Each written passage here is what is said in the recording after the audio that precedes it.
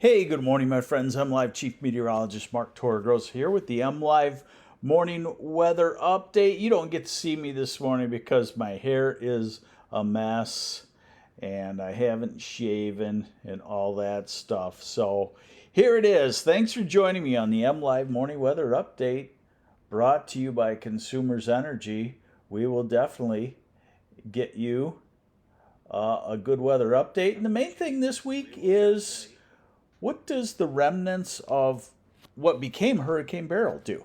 So right now, we have some showers, lighter thunderstorms moving across Saginaw Bay, tip of the thumb, into the northeast, and that means the rest of us stay dry for probably most of the afternoon. Let's get into it here and show you what's going on. Whoops.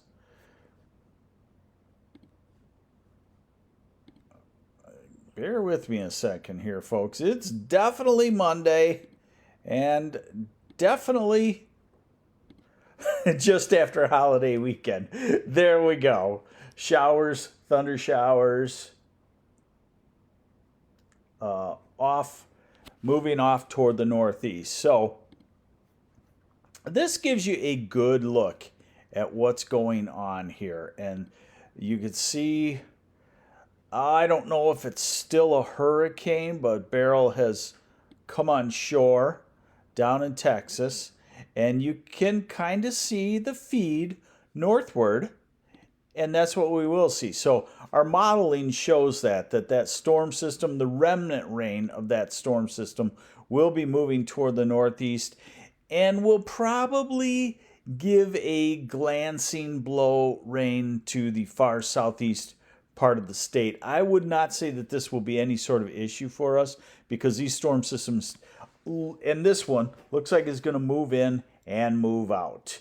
Hey, good morning, Carol McDougall from Glenny. We don't hear from Glenny that much. Here's the radar forecast for today.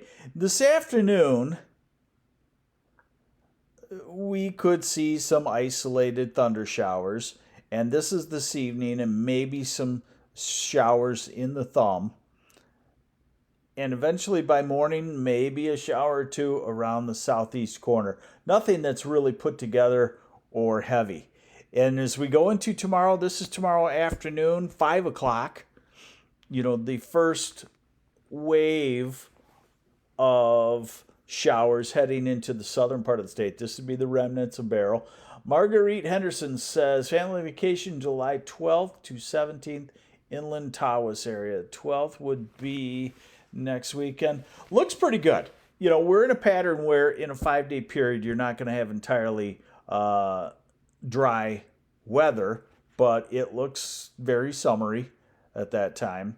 This time of the year, you don't really get a whole lot of big surprises. Now, this is not the model that I would use best for tracking Beryl remnants. This is Tuesday night, and then this is Wednesday morning, and what it says is some solid rains will be around the state. And we're going to go to each model that would track this a little bit better than the other. So this model I would trust a little bit more, but not extremely high trust in this model for Beryl. And it also shows a flare-up of some showers in the thumb tonight, and then as we go to Wednesday, this is Wednesday morning and afternoon. So this one is a little bit slower, about the same kind of look. Again, then we go to the models that I would trust more. These are global models, meaning they look at the whole globe. And that's when you're tracking a tropical system. That's when you have that. Hey, good morning, Nancy Gindelsberger. Diane Couchy, good morning, Midland. You're listening to the MLive Morning Weather Update. Running late today. And tracking Beryl. So here's a model that I would trust a little bit more, quite a bit more, the European model. And it is trending toward bringing the heaviest rain with barrel into the very southeast corner, into the Detroit Ann Arbor area. And by heaviest, I mean maybe an inch of rain over 12 hours. So it's not something it's not something that you have to really worry about as far as when you hear tropical storm rains. We've had times when tropical storms have been slow over us, and we've got 2, 3, 4 inches. I think this is a move in, move out type rain. Out by Wednesday night, and then Friday and Saturday and Sunday look generally dry. This is not the kind of pattern where we stay dry for extended time period, but we also just get little bursts of thunderstorms. So, I think it's a pretty good weather pattern. Now, this is the model that I would actually trust the most, and we don't trust it all the time. This is the US model that's a global model called the GFS. We don't trust it up here because they've tweaked it to be good for hurricanes. And so now we trust it on this. So on Wednesday, this is what it does Wednesday morning. And about the same location as the European into Wednesday afternoon. So I would say barrel shows up in the southeastern third, southeastern half of the state by Wednesday morning and for Wednesday. And that means that Grand Rapids, Mount Pleasant, and Alpena and Tawas, you might be on the very edge of the showers. You might not get any at all. Ann Arbor, Detroit, Monroe, far southeast, you probably are in the solid rain shaft, rain area of barrel. And Saginaw to Lansing to Kalamazoo, you're in a period or two of rain. Here's the European model on its rainfall total off of barrel, and you can see how it ramps from very little in Grand Rapids, very little in Midland, 2/10, nothing north of Clare, to a ½ inch in Flint and Oakland County, to an inch to maybe 2 inches by Monroe. So that's a good gradient of rainfall that you could expect out of this kind of system. Now we look at the longer term, and we go into the weekend and next week, and what we continue to see is northwest flow, disturbances coming through. We continue to always see this model. It's been doing it all summer, trying to build the heights in the atmosphere, trying to build the warmth.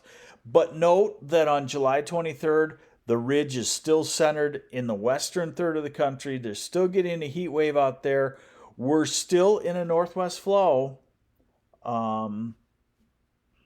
So I think we still stay in batches of thunderstorms and controlled heat. Jason McConnell, all right, we got a scouting camp. That's important. Good morning from Hillsdale. How's Thursday looking? That day begins scout camp with 40 scouts setting up in the rain. Thursday in Hillsdale, I would say no. I would say barrel comes through, and you might have residual spotty showers, but I think you'll be pretty good because I think you'll be clearing and drying on Thursday, and you might have a stretch of a few days where you can actually stay dry. Temperatures. So we look to be in the mid to upper 80s this afternoon, southern half of the state, 80s north. Tomorrow we look to be in the low to mid 80s. Wednesday, if you're under the rain showers,